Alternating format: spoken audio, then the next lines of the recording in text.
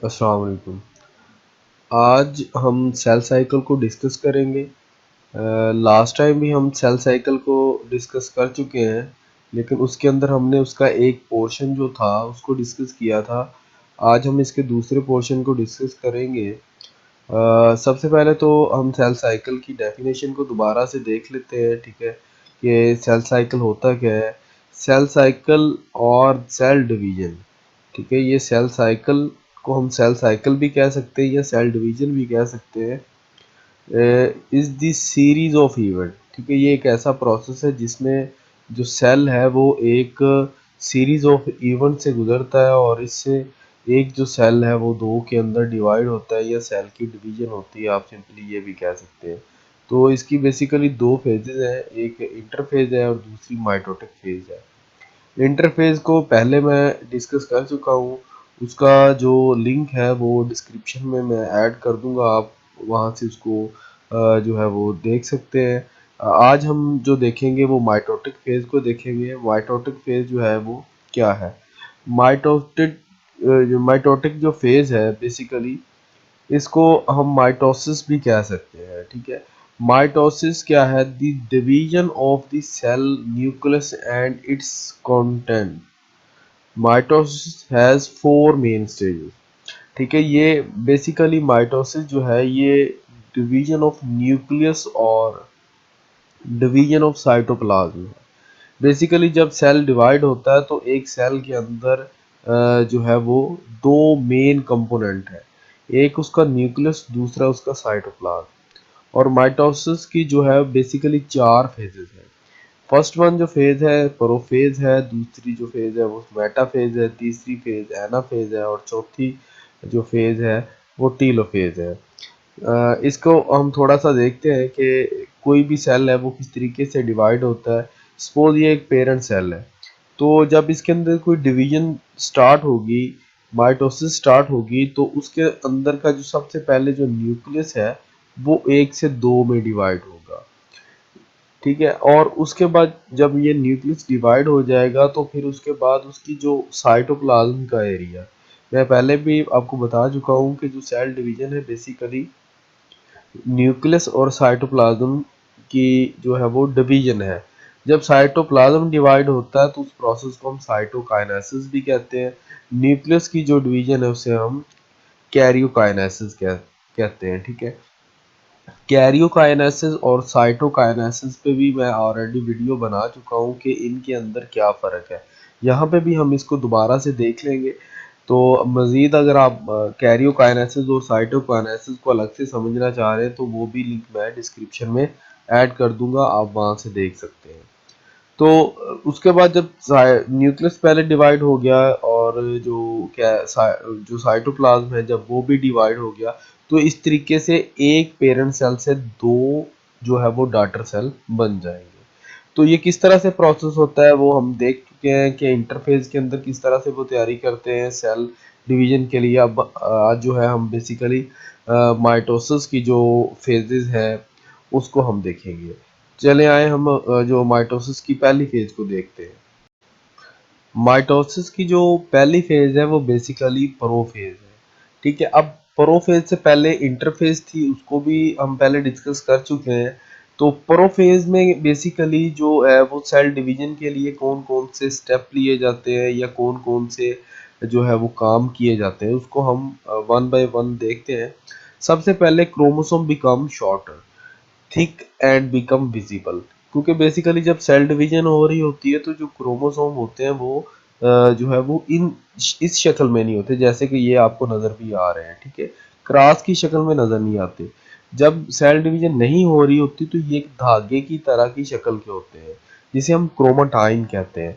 तो जो ही cell division start हो जाएगी, माइटोसिस स्टार्ट होगा, तो उसकी पहली फेज के अंदर प्रोफेज के अंदर जो है वो क्रोमोसोम बनना शुरू हो जाएंगे, क्रोमोसोम हमें नजर आना शुरू हो जाएंगे। दूसरा जो है न्यूक्लियर इनवेल बिगेन्स टू डिसअपियर। जो देखें ये एक न्यूक्लियस आपको नजर आ रहा है, तो इसकी इर्द गिर्द ये जो आपको मेम्ब्रेन नजर आ रही है, तो इस मेम्ब्रेन को कहते हैं न्यूक्लियर इनवेल। जब ये प्रोसेस स्टार्ट होता है तो ये आहिस्ता आहिस्ता ये मेम्ब्रेन जो है वो डिसअपेयर होना, गायब होना, खत्म होना शुरू हो जाती है। ठीक है। तीसरी जो माइटोसिस के अंदर अहम काम होता है, centrioles are move toward poles and spindle fibre are forming.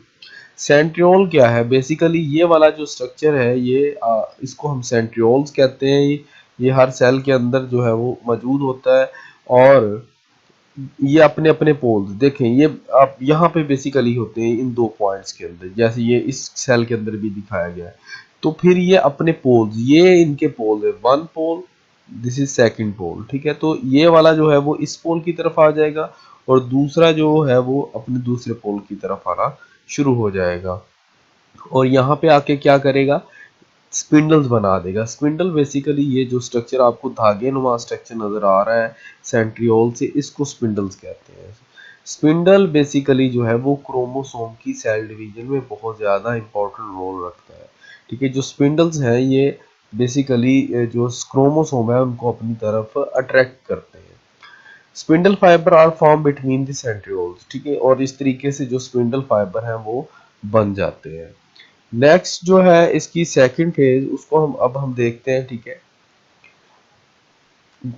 Second जो फेज है माइटोसिस की, उसे हम मेटाफेज कहते हैं। ठीक है। अब इंटरफेज को भी हमने देख लिया, प्रोफेज को भी हमने देख लिया, अब हम मेटाफेज की बात करते हैं। मेटाफेज के अंदर बेसिकली जो सबसे इंपॉर्टेंट काम है वो ये है कि जो क्रोमोसोम होते हैं वो अपने आप को लाइन अप कर लेते हैं।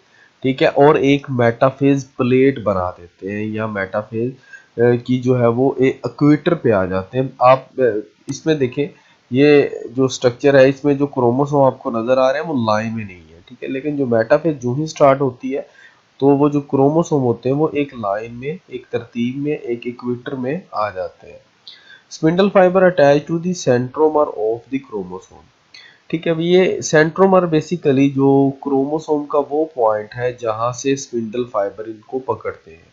ठीक है। तो उस जगह पे जो है वो जो स्पिंडल फाइबर है वो अटैच होना शुरू हो जाते हैं, और इस तरीके से जो क्रोमोसोम और स्पिंडल फाइबर है ये एक दूसरे को पकड़ लेते हैं, एक दूसरे के साथ जुड़ जाते हैं, ताकि जो है वो इनको ब्रेक कर सकते हैं। तीसरा जो माइटोसिस की तीसरी जो फेज है वो बेसिकली एनाफेज है।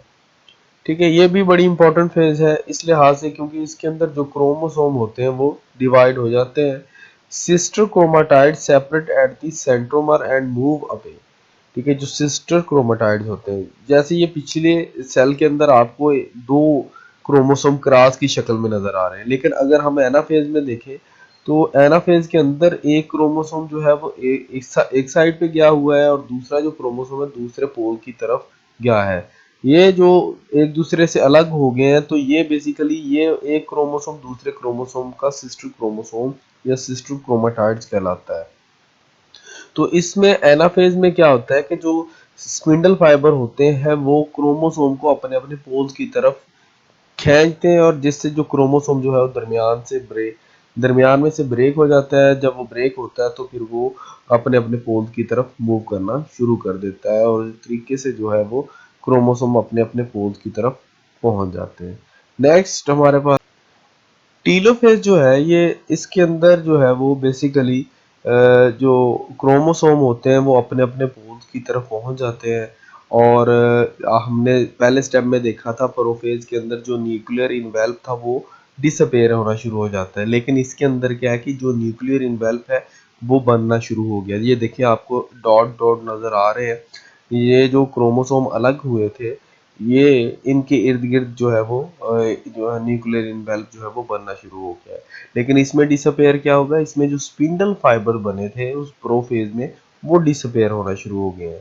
ठीक है। लास्ट में जो हमने फेज देखी थी उसके अंदर जो स्पिंडल फाइबर थे वो बने हुए थे, लेकिन यहाँ पे अब स्पिंडल फाइबर जो है वो अलग हो गए हैं।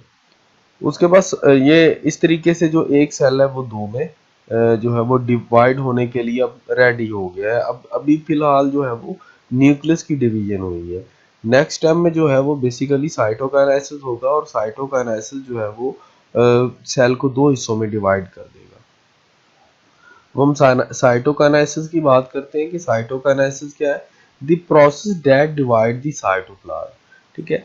ये एक ऐसा अमल है जिसमें साइटोप्लाज्म को डिवाइड किया जाता है। ये जितना पोर्शन आपको नजर आ रहा है, ये दरमियान में इधर भी न्यूक्लियस है, इधर भी न्यूक्लियस है, और बाकी ये सारा पोर्शन जितना भी है ये साइटोप्लाज्म कहलाता है। अब इसके अंदर जो है वो साइटोप्लाज्म जो है वो साइटोकाइनेसिस के अंदर जो साइटोप्लाज्म है वो डिवाइड हो जाएगा डिफरेंट सेल के अंदर, यानी दो सेल के अंदर डिवाइड हो जाएगा। अब जो एनिमल्स के अंदर साइटोप्लाज्म है और प्लांट्स के अंदर साइटोप्लाज्म है वो थोड़ी सी डिफरेंट है। एनिमल्स के अंदर जो साइटोप्लाज्म है वो दरमियान में से इस तरह से पंच होना शुरू हो जाता है, पिचकना शुरू कर देता है, और इस तरीके से यहाँ से डिवाइड हो जाता है, और जो इसका सेल है वो दो हिस्सों में डिवाइड हो जाता है। लेकिन जो प्लांट का साइटोप्लाज्म है वो थोड़ा सा डिफरेंट है, उसको हम देखते हैं अब कि प्लांट के अंदर ये किस तरीके से जो है वो साइटोप्लाज्म डिवाइड होता है। प्लांट के अंदर जो है वो साइटोप्लाज्म बेसिकली ये देखें, इसके अंदर जो है वो एक सेल प्लेट बनना शुरू हो जाती है। ठीक है, जब सेल प्लेट डेवलप हो जाती है तो वो सेल प्लेट जो है वो बेसिकली ये जो सेल प्लेट होती है ये वेसिकल जो है इसके अंदर मौजूद होते हैं सेल के अंदर, वो एक इक्वेटर पे आना शुरू हो जाते हैं, और इस तरीके से जो है वो प्लेट बन जाती है। और जब वो प्लेट कंप्लीट हो जाती है तो एक सेल जो है वो दो सेल के अंदर डिवाइड हो जाता है। ये थोड़ा सा डिफरेंस है, क्योंकि अब ये डिफरेंस क्यों है, बेसिकली जब हम सेल के स्ट्रक्चर की स्टडी करते हैं तो उसमें हम देखते हैं कि जो प्लांट सेल है और एनिमल सेल है उनके अंदर ये बेसिकली फ़र्क क्या है कि जो प्लांट का सेल है उसका जो वैक्यूल है वो थोड़ा सा बड़ा है, लेकिन जो एनिमल का सेल है वो उसके अंदर जो वैक्यूल है वो छोटे साइज के हैं। इस वजह से बड़े वैक्यूल होने की वजह से ये साइटोकाइनेसिस का जो प्रोसेस है वो प्लांट और एनिमल के अंदर डिफरेंट है। अब हम थोड़ा सा जो हमने रीड किया है उसका रिव्यू लेते हैं कि हमने क्या पढ़ा था लास्ट टाइम। जो पीछे भी हमने डिस्कस किया उसको भी हम देखते हैं कि हमने सब सेल साइकिल को डिस्कस किया था। सेल साइकिल की दो मेजर फेजेस को डिस्कस किया था, इंटरफेज और माइटोटिक फेज। इसके अंदर इंटरफेज की बेसिकली तीन जो फेजेस थी, G1 फेज थी, एस फेज थी या सिंथेसाइज फेज थी, और G2 फेज थी। ठीक है, और माइटोटिक जो है ये इसका अलग से एक स्टेप था। तो ये सारा क्या है, ये तीन जो स्टेजेस हैं G1, S और G2 फेज, ये सारा इंटरफेज कहलाएगी। और माइटोटिक फेज जो है ये इसे न्यूक्लियर डिवीजन भी कहते हैं। तो इसकी चार फेजेस हैं, prophase, metaphase, anaphase, telophase.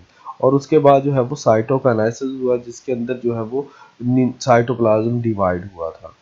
I hope आपको पूरा टॉपिक जो है वो इजीली जो है वो अंडरस्टैंड है हो गया होगा। लेकिन फिर भी अगर कोई क्यूरी है, कोई प्रॉब्लम है, आपको किसी स्टेप का नहीं पता चला या मैं जल्दी से कुछ स्किप कर गया हूँ, तो आप मुझसे पूछ सकते हैं कमेंट बॉक्स में। थैंक यू, अल्लाह हाफिज़।